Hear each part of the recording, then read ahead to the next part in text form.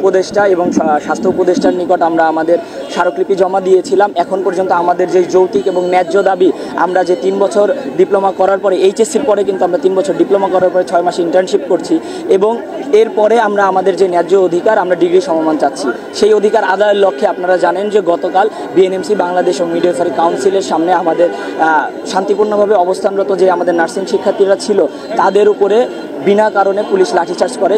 সেটার সম্পূর্ণ দায়ভার বর্তায় আমাদের যে বিএনএমসির রেজিস্ট্রার মহোদয় রয়েছে তার উপরে।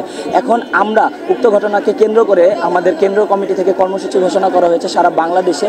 আজকে আমাদের মানববন্ধন এবং অবস্থান কর্মসূচি আমরা শান্তিপূর্ণভাবে পালন করছি।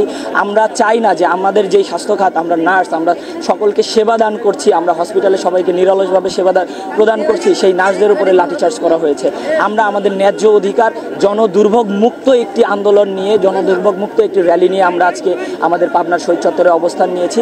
আমরা চাই মাননীয় প্রধান উপদেষ্টা আমাদের এই ন্যায্য অধিকার আদায়ের লক্ষ্যে আমাদেরকে সাহায্য সহযোগিতা করুন। যদি দাবি না আদায় আমরা করতে না পারি এবং আমাদের কেন্দ্রীয় কমিটি অনুযায়ী যেই সিদ্ধান্ত ঘোষণা করা হচ্ছে, আমাদের লং মার্চ কর্মসূচি ঘোষণা করা হবে হয়তো কিছুদিনের মধ্যেই। যদি আগামীকাল পর্যন্ত আমাদের দাবি আদায় না হয়, সেক্ষেত্রে লং মার্চ কর্মসূচি প্রত্যেক জেলা থেকে আমাদের শহীদ মিনার টু ডিজিএনএম বলে কেন, শহীদ মিনার থেকে আমাদের বিএনএমসি কার্যালয় পর্যন্ত যে লং মার্চ কর্মসূচি রয়েছে, আমরা সবাই সেই লং মার্চ কর্মসূচিতে ইনশাআল্লাহ অংশগ্রহণ করব।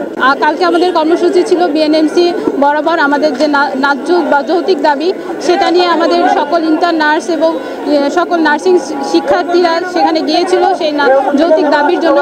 কিন্তু সেখানে তাদের দাবি না মেনে নিয়ে তাদের উপরে ন্যাক্কারজনক আঘাত করা হয়। সেই লক্ষ্যে আমরা আজকে একত্রিত হয়েছি যেন আমাদের দাবি মেনে নেওয়া হয়। আমরা যদি উন্নত বিশ্বের দিকে লক্ষ্য করি, তাহলে আমেরিকাতে এডিএন দেওয়া হয়, অ্যাসোসিয়েটেড ডিগ্রি ইন নার্সিং, তাদের কোর্সের সঙ্গেই ডিগ্রি দেওয়া আছে, উল্লেখ করা আছে। সেখানে তাদের কোর্সের ডিউরেশন হচ্ছে 2 বছর। আর বিএসএন হচ্ছে bachelor of science in nursing, যেটার কোর্স ডিউরেশন 4 বছর।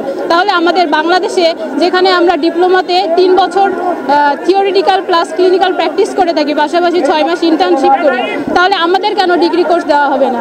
আশা করি আমাদের মাননীয় প্রধান উপদেষ্টা তিনি আমাদের যৌক্তিক দাবি খুব দ্রুত মেনে নেবেন।